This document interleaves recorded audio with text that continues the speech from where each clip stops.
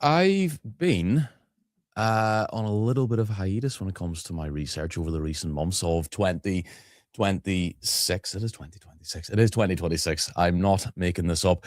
Um, so, I'm working on quite a number of other projects at the minute, thankfully. I'm being kept busy professionally and um, personally. However, I'm in a position where I can start turning my attention back to Strabane and the data that I've been collecting.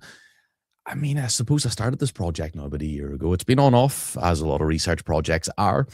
Um, and I've been speaking to a number of people so far. I think I'm still stagnated around the 20, but that said, I haven't really had the time recently to be sort of recruiting participants, people to speak to. But I am now in a position where that is a reality once more. So, for anybody who may be watching this, if you have a story to tell, or if you have a story to tell on behalf of someone else, I would like to hear it. So, the project that I'm working on, which is focused on Strabane, is predominantly during the Troubles, but there is absolutely going to be avenue in the, I hope, the eventual book later on towards the end for Strabane post Troubles. So if there is a story that you have that you think fits into the post Strabane era, I want to hear that too.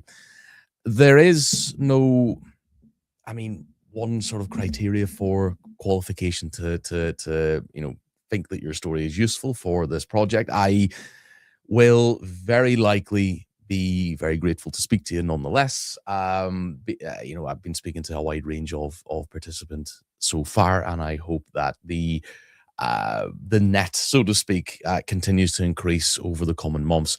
So, look, I have been speaking to former, maybe current paramilitaries. I've been speaking to victims of the Troubles. I've been speaking to just ordinary civilians, so to speak, with very interesting, some humorous stories to tell. Um, I've been speaking to people in different sort of industries and different sectors. And I will be reaching out actively, I hope, over the summer months as well to arrange for interviews either online or in person, albeit the in person. I don't live in Ireland anymore, so it's a little bit difficult to speak in person all the time, but I will make the effort if if the occasion calls for effort to be made.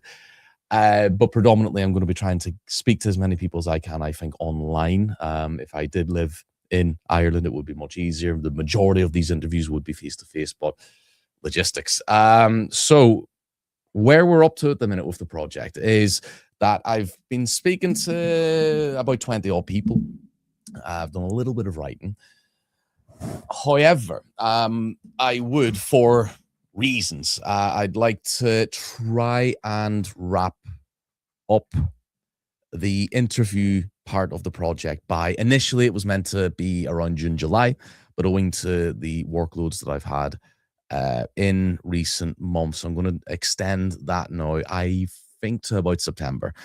So I'm going to be sort of aggressively as I possibly can, trying to book in people to speak to between now and September, and try and make that the sort of the end date for the active research for the book. So between now and then, you're going to see hopefully quite a number of posts from me to encourage as many people to come and speak to me as I can possibly get. Again, sitting on 20, I would like to think I could get to at least 50, voices for the book. And that is voices from people who are directly living or have lived in Strabane itself, or the areas in between, but not including Oma and Derry. So for those of you around that area, you know where I'm talking about. It's going to be the likes of Donamana, Castlederrick, Ardegarvin, so on and so forth. The reason why I'm not including Oma and Derry is because I believe that there's already been a fair bit of coverage given to those areas. The sort of center point for this book is Strabane, but those surrounding areas, there's certainly stories there to tell. And I know, everybody thinks that there's a big difference between people from Strabane and maybe some other places that are only a few miles away. But in the grand scheme of it, you are only a few miles away from each other. So a lot of the experiences they sort of overlap, intertwine in many ways. So for that reason, I'm looking to hear from people, Clary and what have you as well. So absolutely, please get in touch. So I will consider this the big push now over the summer, the start of the big push over the summer to get as many contributions as possible. I will be speaking actually over the summer. In actually it's 2 weeks from now, I'll be in Germany at a symposium focused on post-conflict resolution. I'll be one of, I think, 30, 40 delegates between Germany, who will be German or from, the UK and Ireland, speaking about all variants of projects that we are respectively working on. And I'll be, of course, delivering a talk on this project and its progress. I'm also booked to give a public talk in Chester on July 5th.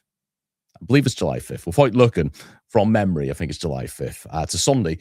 Anyway, I remember that much. It's not the maybe the best day of the week to be giving a public talk, or maybe it is. I don't know. But either way, it'll be on the progress of this book as well. So there is interest. Absolutely, there's interest. And I'd like to capitalize on that. Certainly now, like I've said, over the next few months by trying to encourage as many of you as possible to contact me.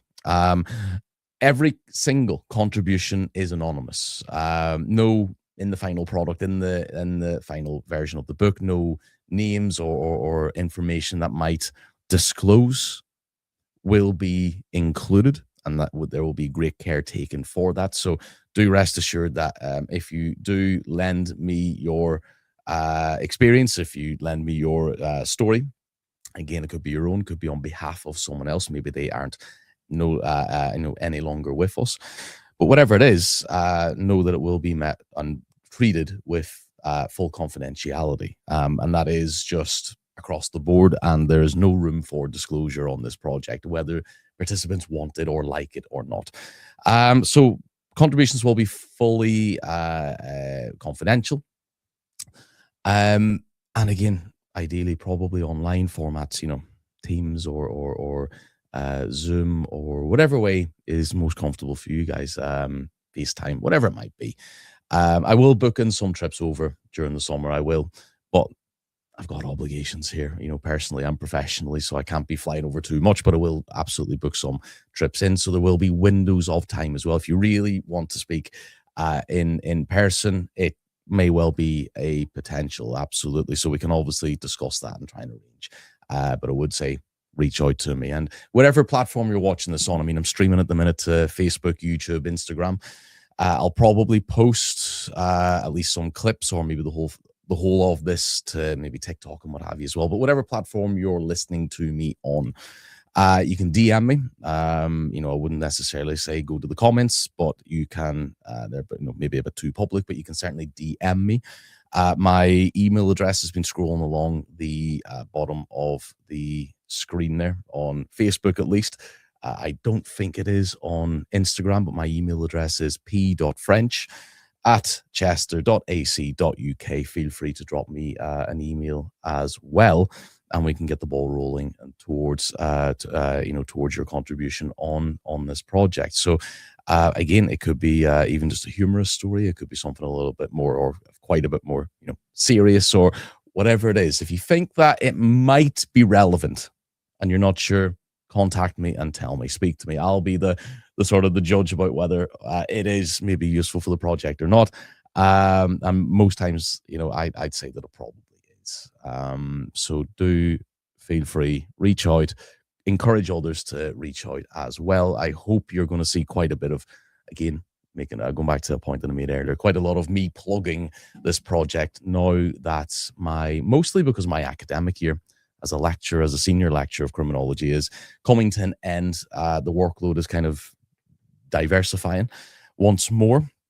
So I'm able to put my sort of attention, my energy into projects like this. So I'll keep it there. I'll keep it as short as this, because I would rather you watch a short video than listen to me clamor on for a bit. So keep an eye out, do encourage, and if you want any further sort of written confirmation, again, contact me. There's certainly, a written sort of rundown of the project as well. Its aims, its ethical considerations. This has been granted ethical approval from the board in the social and political sciences at the University of Chester as well. So there's obligations to be followed, and they will be followed as well for anybody who is concerned of such details. Just request them. You're not committing yourself at any point. You can obviously withdraw whenever you want, but you can always ask for more information before you make that final decision. So with that in mind, I'll hopefully speak to some of you soon, and I'm really looking forward to getting fully back onto this project again. It's been a couple of months. It's been itching away at me. I've always been wanting to just find time to come in and do things like this and speak to people, but it has. I can't explain to you how busy it's been for the last 5 or 6 months. But again, we're here. We're getting back onto it. So do feel free, participate, and I look forward to speaking to you guys soon.